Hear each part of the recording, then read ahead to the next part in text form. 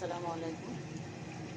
হলো আমার আজকের আয়োজন দুপুরের মুরগি রান্না করতেছি। অসুস্থ তো কোনো কিছুই রান্না করতে পারতেছি না।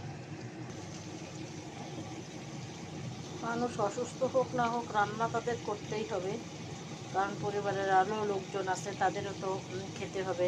যেমন এই মুহূর্তে আমার কাজের খালা নাই, আমাকেই সব করতে হচ্ছে।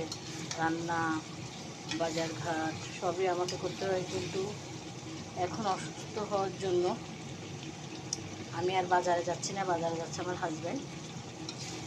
তো ওরকম আয়োজন, তো ওরকম রান্নাবান্নাও করতে পারতেছি না। ওই জীবন চলার জন্য যতটুকু রান্না করতে হয় তাই।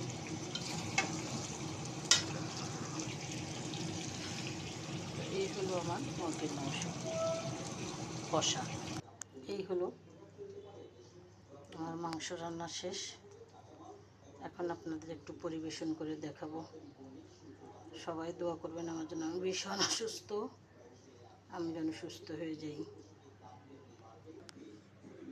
তো এই হলো